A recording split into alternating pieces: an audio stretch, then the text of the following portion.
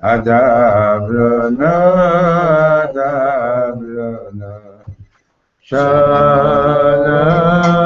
Bach, Minamalan Beis Hashem Elokeinu, Avak Shatov Yivlach, Liman Beis Hashem Elokeinu, Avak Shatov Yivlach. Leman Adabrana,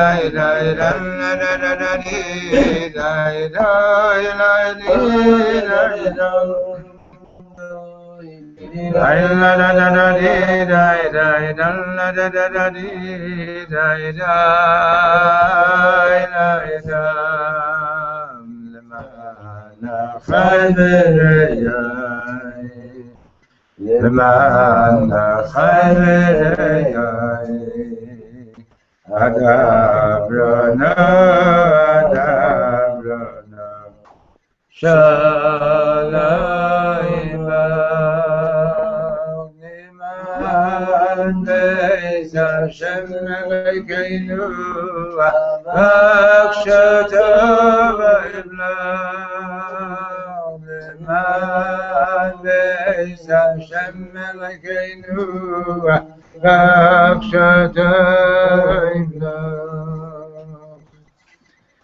Page 102.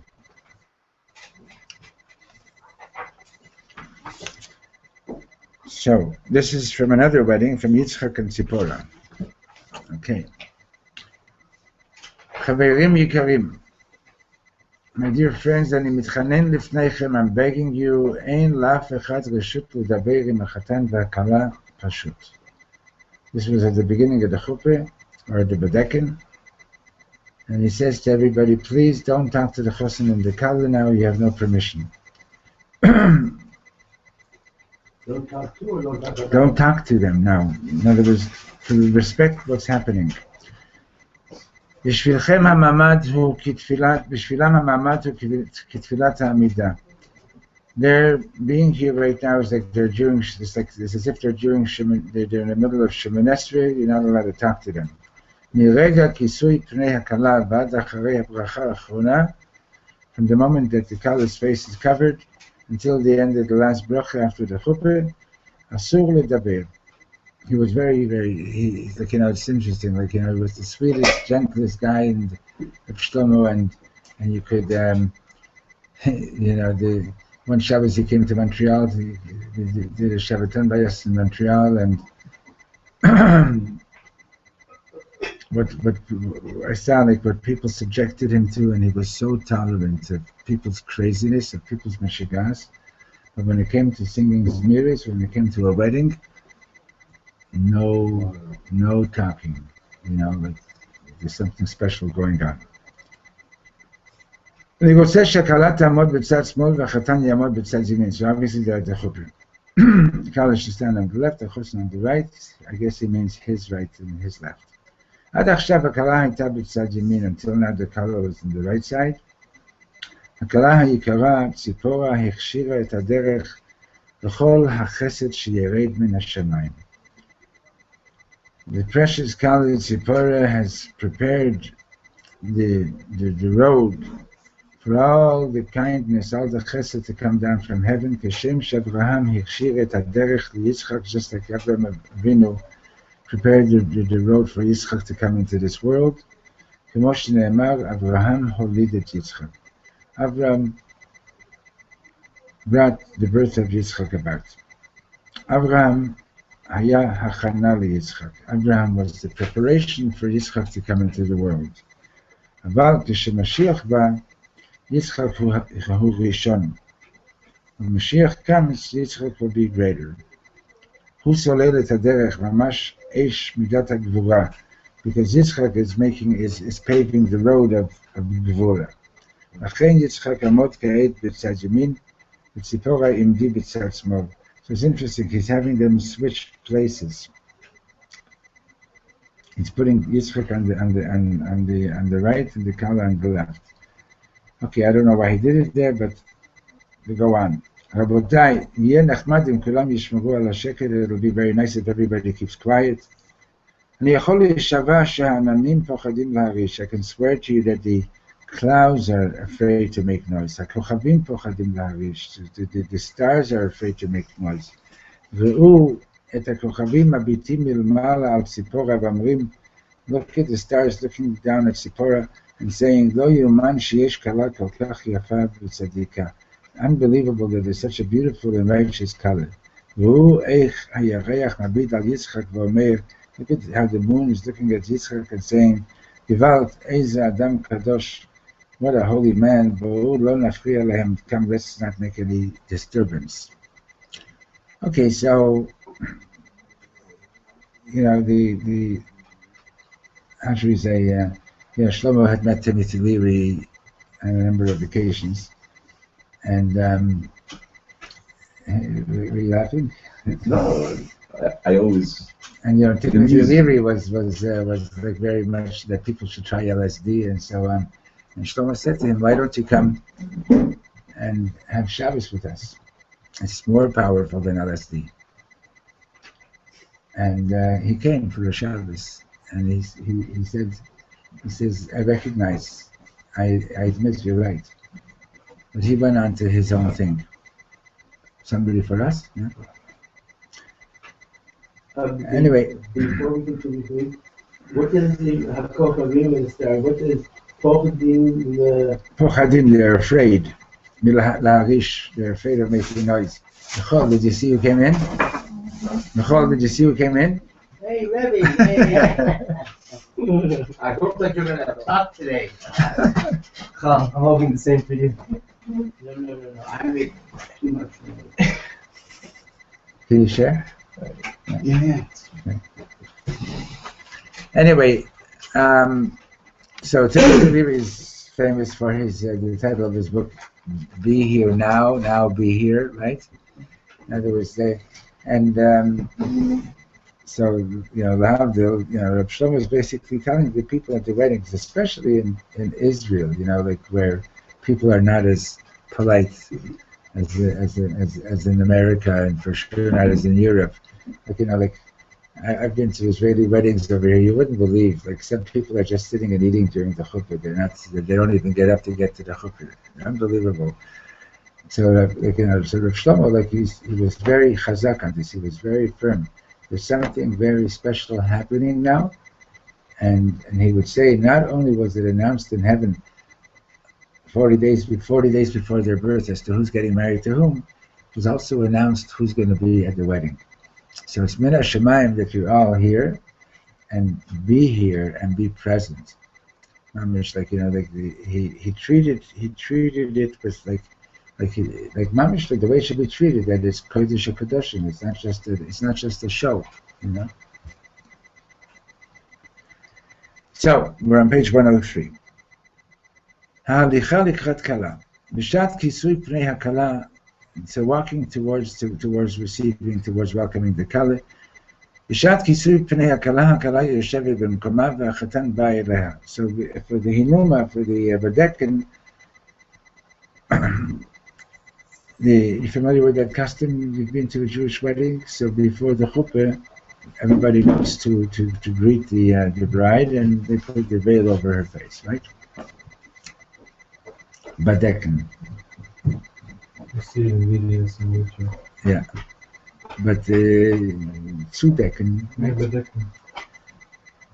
So, Ubeshat HaChuppah, but then again at the chuppah, Hachatan Omeid B'mkamot, the chosin is standing at the chuppah. Hakala ba'a elav, and the kala is coming to him. So he's going to explain that, why first we go to the kala and then the kala comes to the chosin. He says, Ki yadua lekulam sheyesh lanu vikuach im borei olam. Everybody knows that the Gemara speaks about this argument that we have with the Creator.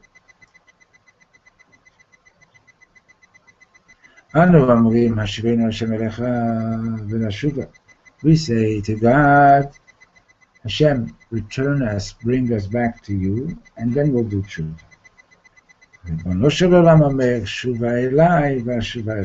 God says, you come back to me, and I will return to you.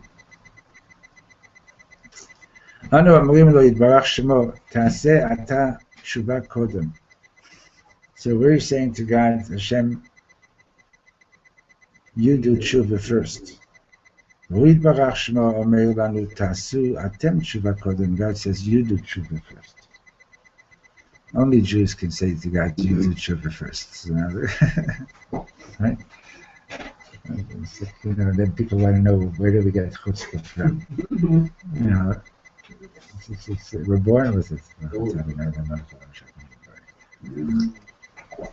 Could we not say God's thought was like this because we learned in the Gemara? The Gemara says, yeah.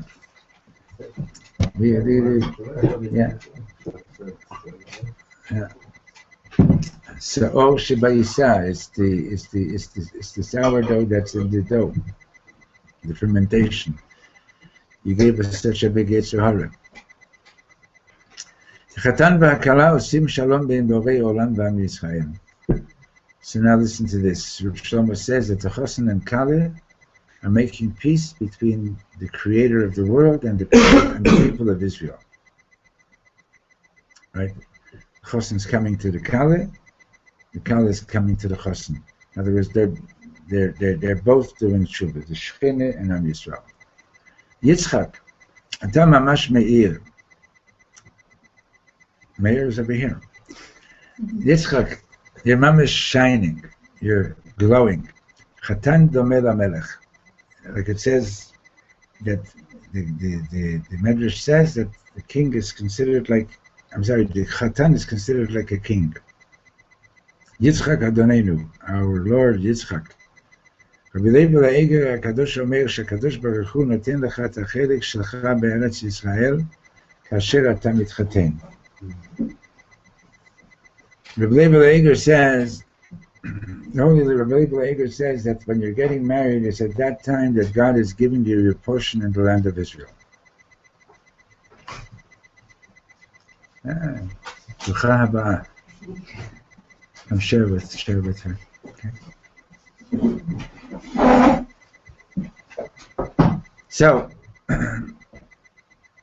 it's at the time that you're getting married. Yeah. Oh, by the way, we're dedicating the shir to for the refuah shalem of Hene Rasha, Bat Yita Ratza. That's Rebbe Samachlis. Very holy people. Okay, so at the time that you're during at the chuppah, that's when it's giving you your portion in Israel. Every Jew has a portion in the land of Israel. And is being given to him at the time of the chuppah. Matnat chatuna, miborei olam. That's your wedding gift from God. Now, I wish I would know the source for that, but that's pretty amazing.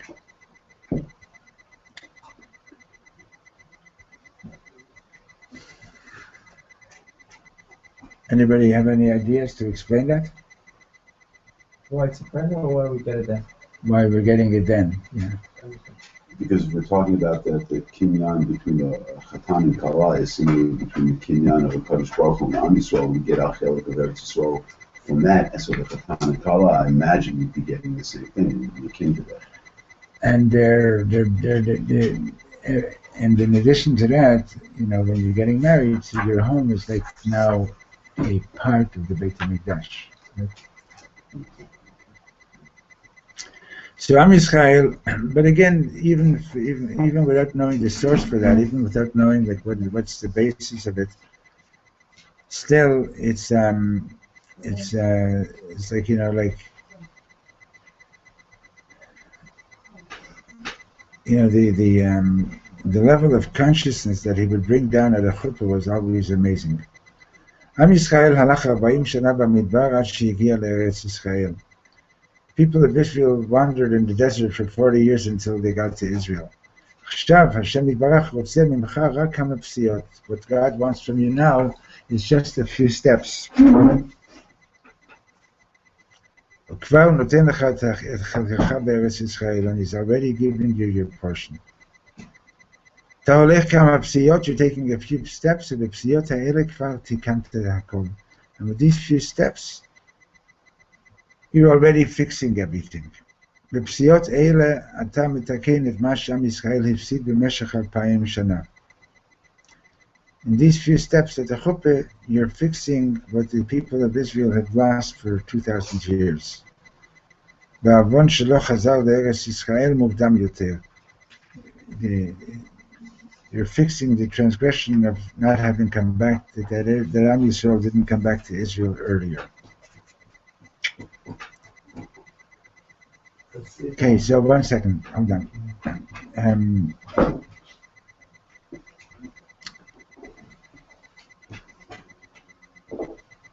I hope that everybody's had opportunity to meet people who really, really love Eretz Yisrael. Yeah. At Reb Shlomo's Levaya, Rav Lau, who was the chief rabbi of Israel at the time, he's the one who delivered the hesped. He's the one that did the eulogy. And it's available online, by the way. And he spoke beautifully, and he said that Reb Shlomo was the person who mamish loved the Torah of Israel, the people of Israel, and every pebble and crevice in this land. Mamish, he had amazing love for the land of Israel. There are, I'm sure, many others, but you know, how often do we get to meet somebody that's like that? Mamish just loves the land.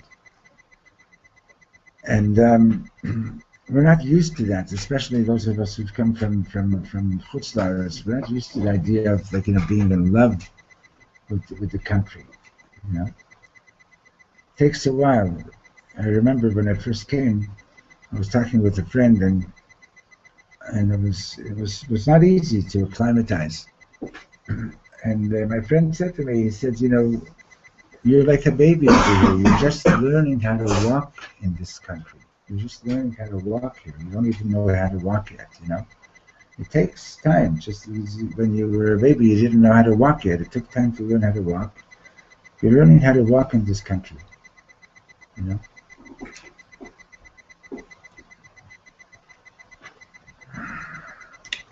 Did you ever see any street over here where the pavement is absolutely smooth and without little holes and ditches in it and so on, you know?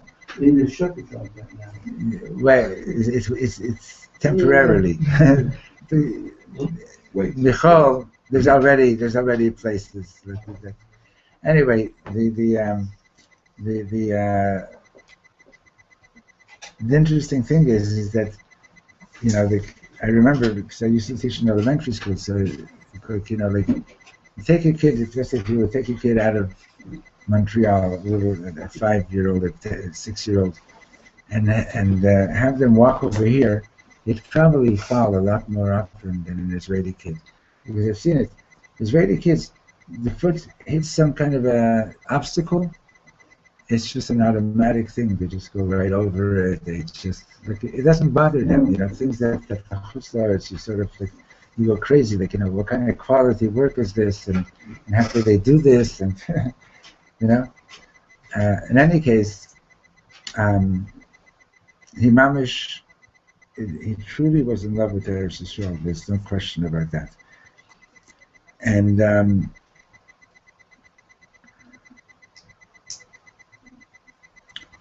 so he's saying to the chassan, like, you know, like, you're getting married now, and be very, very conscious of the gift that Hashem is giving you, that Hashem is giving you a portion of Eretz Yisrael. That's an amazing thing. Okay, let's go. Page 104. Sibuvei Hakala, B'niyat HaChomot. So we've mentioned this before, but I think he's going to go into more at greater length now. The color walking around the chassan. she's telling him right at the beginning of their marriage, Mister, I'm going to walk circles around you. חברים מתוקים, אני מבקש שקט מוחלט, I want complete silence. הכלה עוד מעט בונה את החומות של בית המקדש השלישי. הבית שאינו חרב לעולם. The Kala, in her walking around now, is building the walls of the third Beit HaMikdash, the Beit HaMikdash that will never be destroyed. ידוע לך ציפורה שמה שאת רואה בעיניים גשמיות הוא לא הדבר האמיתי ביותר. Right? You know, I'm sure, that which you see with your physical eyes is really not the real thing. Right? Everybody knows that now, right? It's just the shell of the real thing, which you see, and even the surface, like you got to watch these films by Louis Schwartzberg. Go online. With his photography is amazing. Do you know that there are creatures on your eyelashes right now? They've been there probably since you were born, and and you can only see them with this huge magnification and so on. And what you see is just the surface. It's just real creatures, like atoms. No. Like real things are running around. Yeah. In case you didn't have anything to worry about, I just gave you. Okay. What?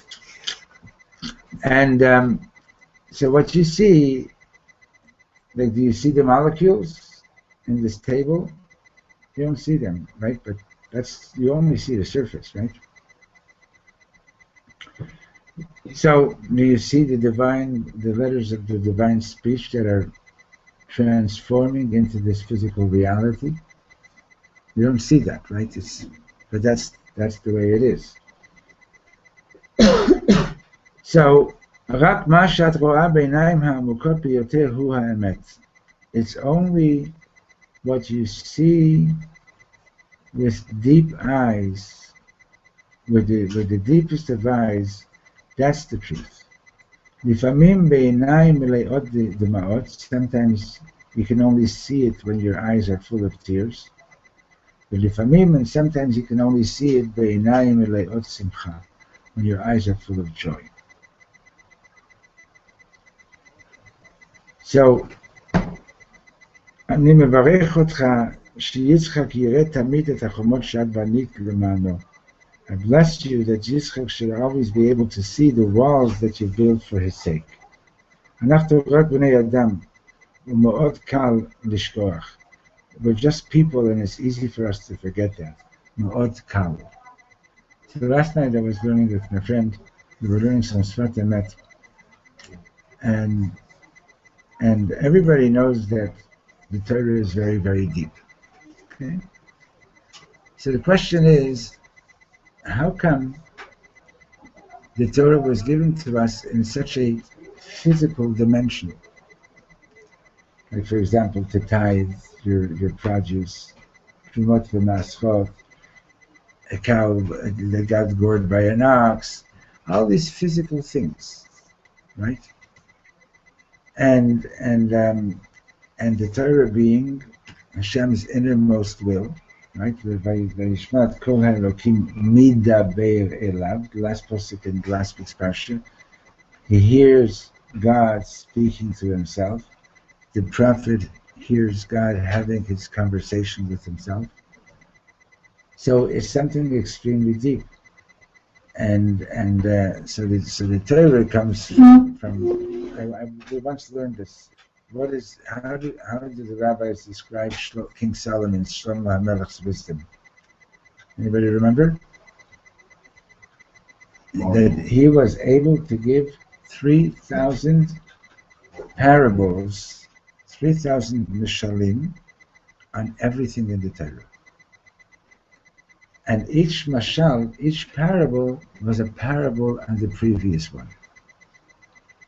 You want to really see check out how smart you really are?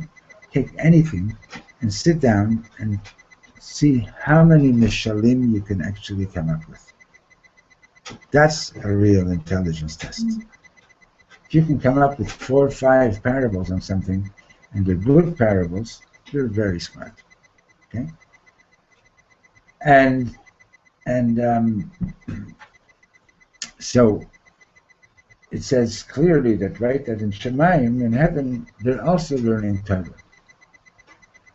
But in Shemayim, there's no cow running around. There's no field with produce, right? All these things that are in our language, in our world, this is the lowest of the parables of what it's all about.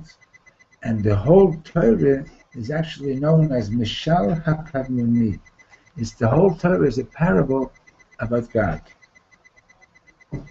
Okay? So now when you're not sleeping at night and you can't fall asleep, you can think about that. Okay? Something to think about. The whole Torah is Mishal HaKadmoni, is the parable of the primal being of the world. Okay?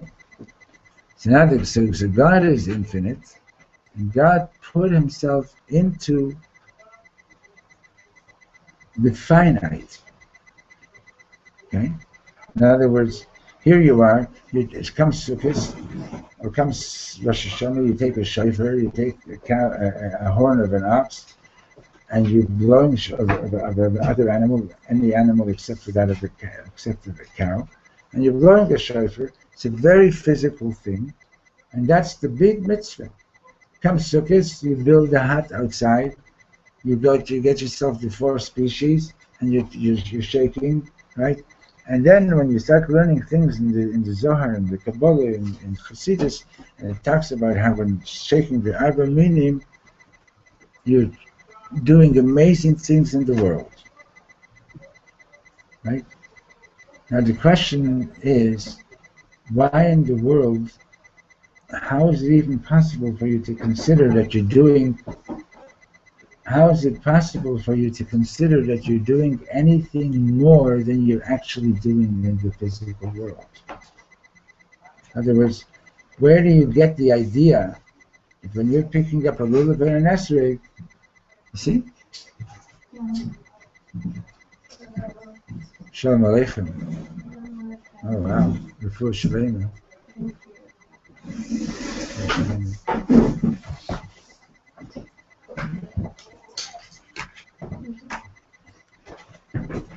So the question is, why in the world, where did you get this idea that there's something deeper to this physical act than the actual physical act that you're doing? Isn't that what the Torah says? But where do you get that from? You understand? You go over to a horse who's eating hay. And you say, "What are you doing?" "I'm eating hay. That's all I'm doing." Is there any deeper depth to your eating of the hay? The horse is going to look at you like are you crazy or something? "I'm eating hay." So why in the world do you have this? Where do you get this idea, Nuria, that there's something deeper in everything? Because we're not a horse, that's why.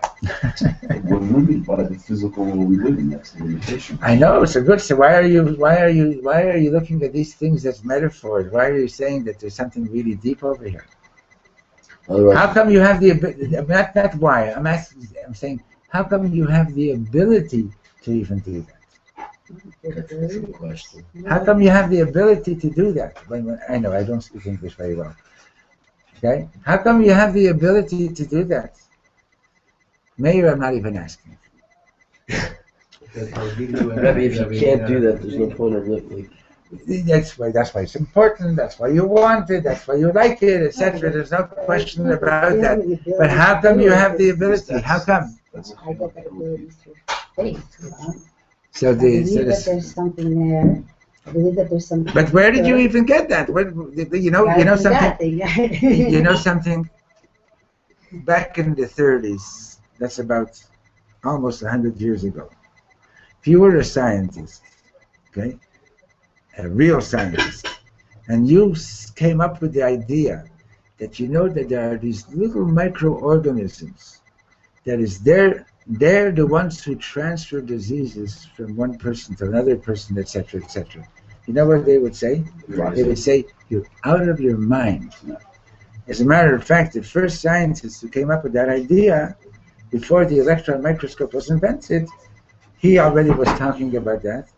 And the scientific community, and I don't remember his name, but I was told by a real scientist, scientific community considered him to be a good scientist with a loose screw in his head. You know, that in one particular thing he was crack. He was a crackpot. Okay? Because science back in those days said it was purely empirical. If you don't see it, if you can't smell it, if you can't touch it, if you can't scratch it, it doesn't exist. There are people over here. When I was a kid in school in grade 3, huh? I'm saying science. They're still making the same mistake. Right. Okay. Okay. There's a lot of them, not the real scientists, but the ones who really get what it's about. Don't make that mistake. But when I was in grade 3, half the school had their tonsils taken out. Why? Because when people will get a fever or a throat infection, usually it attached itself to the tonsils, and the brilliant medical establishment said, we don't see any function. We don't see that the tonsils actually have any function, so you don't need them. We'll take them out. It's very, very intelligent. God only created them so we can do surgery, so we can make money out of the tonsils. Extra equipment. Extra equipment. There's no need for tonsils. You don't need it. How do you know that I don't need it? Because I can't think of any reason why in the world you need it. That was the logic among so-called intelligent people. What? No. Maybe in severe cases. But it was like, come on, half the school in a space of 3 months, half the school had their tonsils taken out, and everybody got to eat ice cream. Okay? So why in the world, or how in the world, did it happen that you should consider that when the Torah is talking about lulav and esrog, or when the Torah is talking about sukkah, or when the Torah is talking about a shayfer, or kosher food, or not kosher food, or this rule or that rule, that it means anything other than just what it says? And the answer that the Sfasenas explains is because the Infinite One presented himself to us in this finite world, so he broke the barriers of the finite world. Wouldn't that... 1 second, let me repeat that. Understand what I said? Because the Infinite One came to us in finite terminology, he put his presence into the finite, thereby the barriers of the finite have been broken. And that's why that's how come you're able to consider that there's something deeper over here, and that the surface is the surface, and it's very important. And you should also know that there's a lot more depth to it, way more depth. But a human being would already have to believe that there's something past the finite to see that. Yeah, and so that's already gonna what do you call it? That's already gonna be. Remind me to turn it on after. I always forget, please. That's already. You see, the thing is like this. What's the definition of belief? The definition of belief is beyond reason and knowledge. Okay, so you always have to go to the edge in order to be able to see that there's something beyond the edge. If you don't go to the edge, you believe that this is a glass with water? No, it is. It's not a matter of belief. You know that it is. Understand? But to believe that this is existent only because God is speaking it into existence at that moment, yeah, that's belief. And belief is something that you have to cultivate, by yourself. So why did we get into this? Because at that last line that we read from Reb Shlomo, the Kala is walking around the Chassan, and she's building the walls of the third Beit HaMikdash. So he's blessing the Chassan that you should be able to see it, right? But you can do it like this. You can say, well, building walls, I remember once Reb Shlomo was giving a shiur in our house in Montreal, and one of the people who used to come to my shiur every week, he walked out. He says, I can't believe how much nonsense was being spoken. He just couldn't. He couldn't get past that barrier. If he didn't speak in a realistic, scientific way, he wasn't able. It was very frustrating to him. So the wall that she's creating is the infinite? It's the walls of the third Beit HaMikdash. To see that, you need to see. You need to be able to see something. You need to be able to see that there's something awesome happening. It's not right. Now, if you would be able to see everything as it really is, then you wouldn't have free choice. There you go. Right? If you would be able to see like the difference between kosher food and non-kosher food, you wouldn't have free choice anymore. Rebbe Sinsula was giving a class one day that I overheard, and she was telling us about this Native American healer that she used to work with. And so once she brought him to speak in some religious home in Muncie somewhere, and he walked by the mezuzah, not Jewish guy, and he's sort of like, whoa, what's this? And they were surprised at his reaction. And he says, do you realize how much energy is coming from that? And the people were like, what? And this guy was obviously quite evolved. And he says, you don't see it? There's this tremendous energy coming from the mezuzah. Okay. Same thing with tefillin, same thing with if we would know what's actually happening now and how special and how important it is that we're sitting here and learning, we would have a very hard time to closing the books afterwards. It would be very, very difficult for us. Okay? So Shlomo is blessing the Chos, and he's saying, I'm blessing you that you should be conscious and you should be aware of what's going on here. So the last thing we read was that we're just human beings, and it's very easy to forget.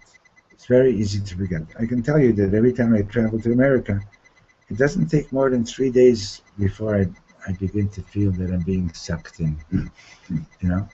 Sometimes even less. And it happened to you too. I'm not unique. I thought I was unique. It's that black vortex. So he goes down and he says, "Ani mevarech otach Sipora v'otcha Yitzchak." I'm blessing you in Sipora and Yitzchak. Shevalala harishon acharei she'atinok shelachem yivaled. That on the first night after your baby is born, v'tikchu oto lakotel hakodesh, and you'll take him to the holy wall.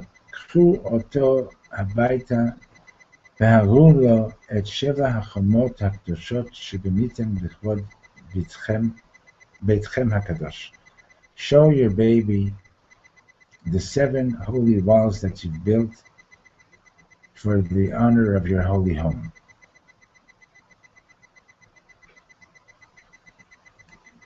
Okay, you obviously, can't explain this. You know what I mean? It's like but at least it's something to think about. You understand that when you're walking around the Chosin Yemir Hashem, that you're actually doing something. It's not something like, oh, could somebody make sure I don't trip over my long, what do you call the schwanz on the dress? the tail? Trail. Trail. Okay.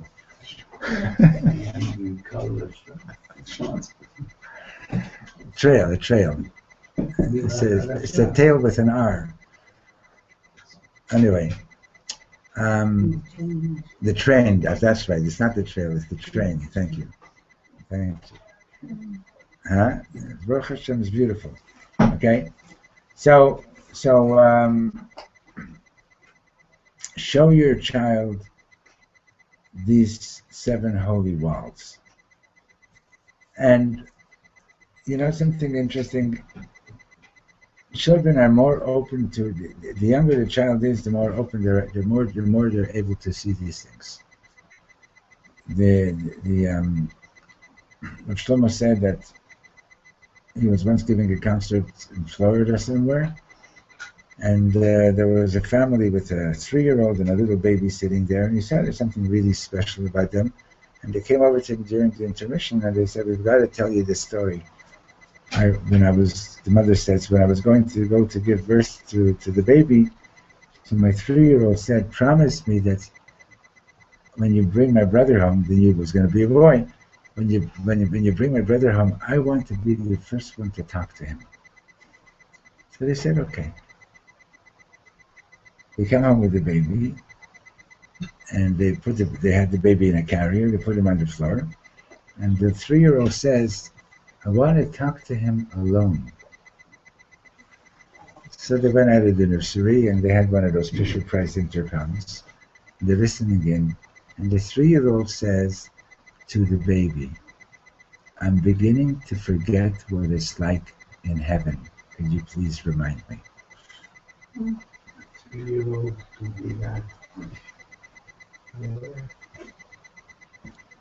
They're far more aware than we imagine. They're just not able to tell us about it. Now, you can say, it's a cute story, it's this, it's that, but it doesn't make any sense to me, right? Well, the fact that it doesn't make sense to us is because we've been educated in very concrete terminology, in very concrete terms. So it's hard for us to break those barriers and to see what's, to get through that. The Lubavitcher Rebbe said, the 5-year-old says, "Ma, who put that tree here?" And his mother says, "God." And the kid says, "Oh yeah." 10-year-old says, "Ma, who put this tree here?" And she says, "God." And he says, "Are you sure?" So the world says that the 10-year-old is more sophisticated than the 5-year-old. But the truth is, the 5-year-old is only 5 years since he's living in the world of lies. So he hasn't quite swallowed all the lies yet. And when his mother says, "God put it here," he says, "Oh yeah, makes sense to me." The 10-year-old has been living in this world of lies already for 10 years, and it's hard for the 10-year-old to conceive of it any differently. Would an adult be successful in talking to a baby like this? You know something, and I've got this book on the shelf over here by Rav Steinsaltz, and with the 2 pages I read in the book, one of his students who had become a kindergarten teacher was asking for his advice. He says, when I talk to the kids about God, on what level should I talk? You know what his answer was? On the deepest level. They'll understand it better than adults. On the deepest level. And because it's, the longer you're in this world, the more you begin to think in terms of this world, and the harder it is to go beyond the surface. I remember talking to my nephew who was 3 when we were here last summer. And he asked me when he'll get to see soccer again, when Beit HaMikdash will come, to explain to him the whole concept of Tchiat HaMetim, Right. Shemot, and everything like that. And when Mashiach comes and we have this, he just sat there. He said, "Okay, fine." Yeah. And then someone asked him something, and he said, Yeah, I'm waiting for Beit HaMikdash to come, and then Tchilat HaMetim will come, and I'll say Salo again. Right. And what happens? And what Can we go happens? build Beit HaMikdash now? Right. And I was just like, oh, and he knows this. And it's pure, and it's pure, and it's not stupid. No, That's the thing. You can see in his eyes how much sense it made. It's not stupid at all. To the adults, they say, he's just a child. No, Right? I understand. Huh? That's a compliment. Yeah, but I know what you mean exactly. Right? So this is, so what you understand? And this was, like, I remember once at a concert in Montreal, he stopped in the middle of singing, and he looked at somebody in the audience. I don't know who that person was or what they did. And he says, I'm begging you, please don't be shallow. Please don't be shallow. He was very, he one of the things that he really couldn't tolerate was when people were being shallow. It's the opposite of the pole. It's the opposite of the pole. Right. Yeah.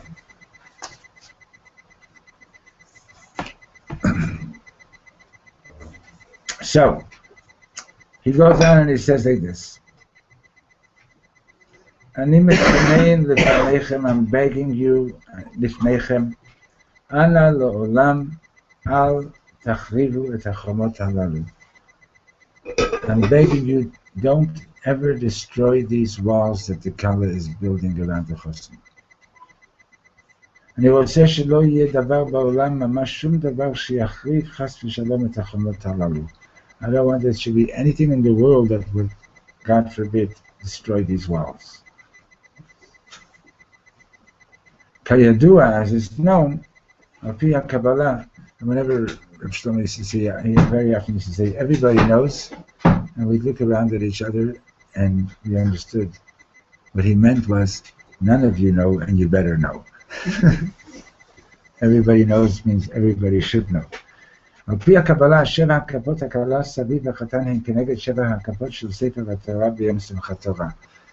The 7 hakafot of the circles that she's making around the chosn are corresponding to the 7 hakafot of Simchat Torah, corresponding to the 7 sfirot of Chesed, Gvura, Tiferet.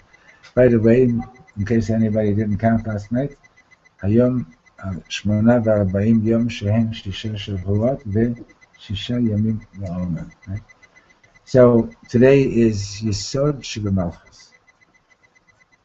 So the 7 hakafot that she's making is basically she's building the wall of Chesed, she's building the wall of Gvura, she's building the wall of Tiferet, Netzach, Hod, Yesod, and Malchus.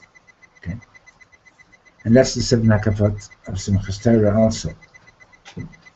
כי אחרי יום הכיפורים אני אומר לבורא עולם, because after Yom Kippur I'm telling the creator of the world, עכשיו אני שם לב למה החיים שלי לא בסדר. Now I'm paying attention to what's wrong in my life. כי החרבתי את 7 החומות שלי.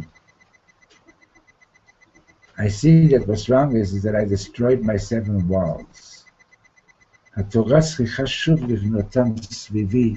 I need to do the 7 hakafot with the Torah to rebuild these walls around me. Okay.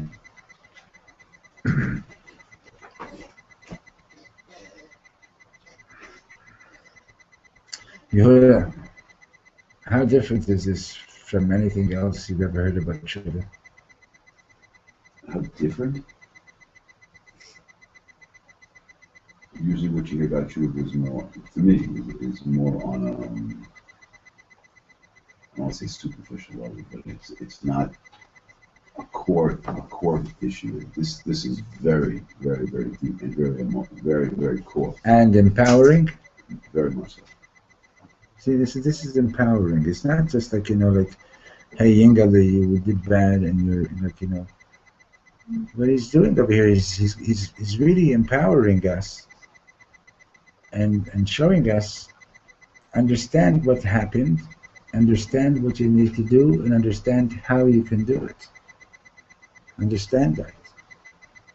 Okay, and so forget about the terminology that turned us off, because a lot of what turned us off was the terminology, the way people spoke to us, because they simply didn't know better themselves.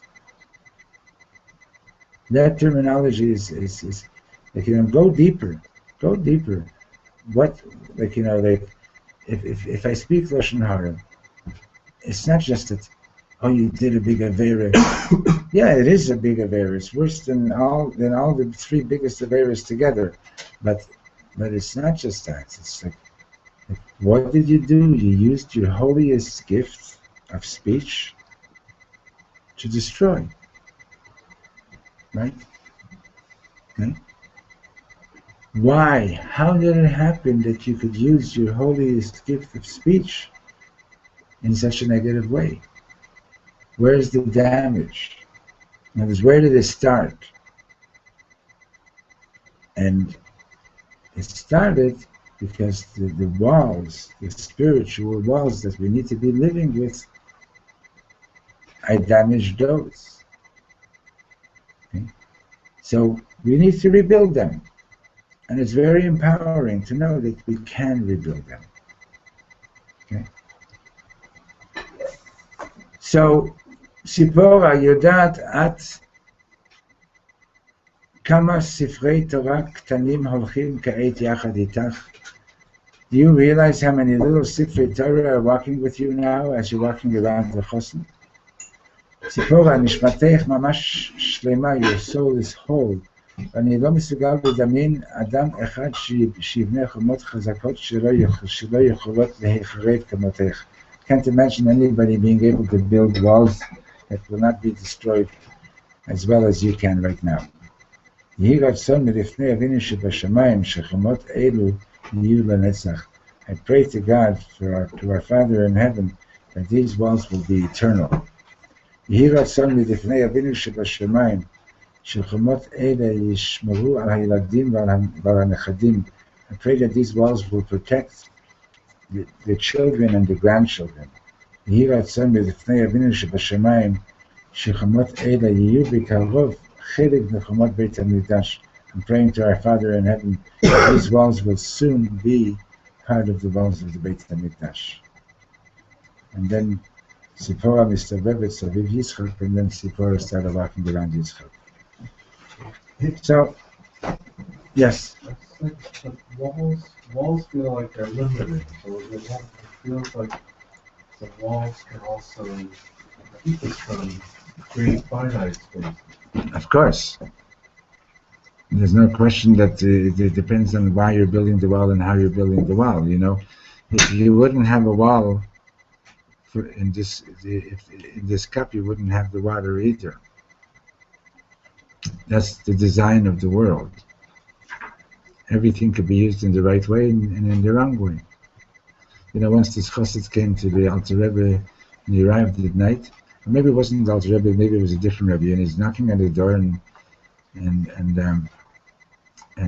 he says, Rebbe, let me in. And the reason he had come was because he was having trouble with, whenever he prayed, he was being invaded by machshavot zagot, by strange thoughts. Anyway, the Rebbe didn't let him in all night long. In the morning, the Rebbe opens the door. He says, Rebbe, you knew I was here. Why didn't you let me in? So he says, because I wanted you to learn that you don't always have to open the door. In other words, if you don't want something to come into your mind, shut the door. I was just thinking, so you put the college there and Yeah. Once this chassid came to his Rebbe, he said, I'm full of machshavot zagot, strange thoughts during davenings. The Rebbe said to him, you're making a mistake, they're your thoughts. In other words, you take responsibility, you can learn how to control it.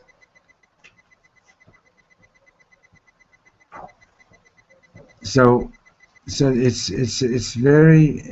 you know, like if we were to sum up what we were learning today, or try to sum it up, even to pretend that we can, is basically what Reb Shlomo was saying is, Chevre, There's so much more to everything that you're doing.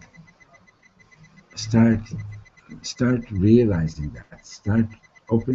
Let's open our eyes and let's start realizing that there's so much more going on.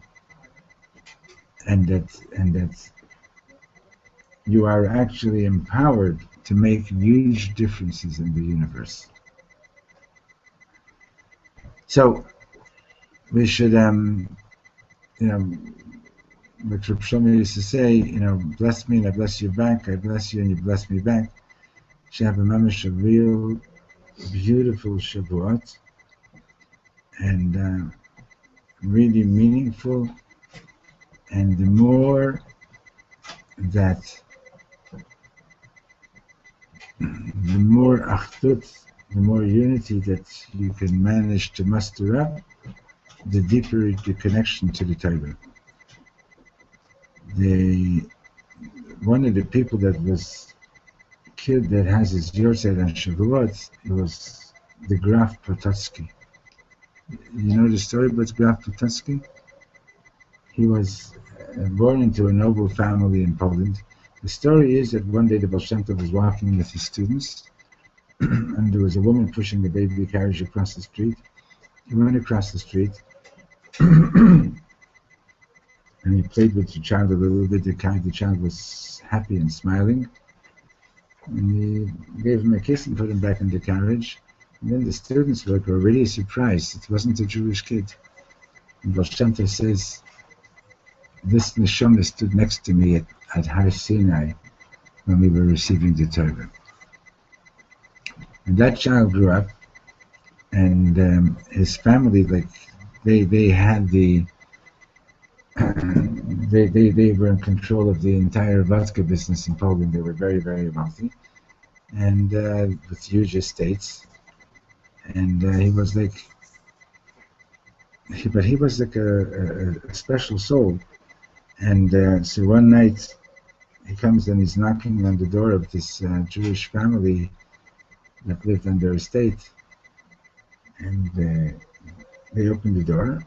He says, "Can I come in?" He was sitting at the Shabbos meal. Of course they let him in. And he didn't say anything. And then he said afterwards, "Can I come back next week?" And he started coming every Shabbos. And the reason he said in his house, every Friday night, all that happens is that everybody gets drunk and they get into fights. And it's not for him. And he says, this house is so beautiful, I really want to be here. Anyway, back in those days, we're talking about close to 300 years ago, if somebody converted to Judaism, the church was so powerful, they would be executed.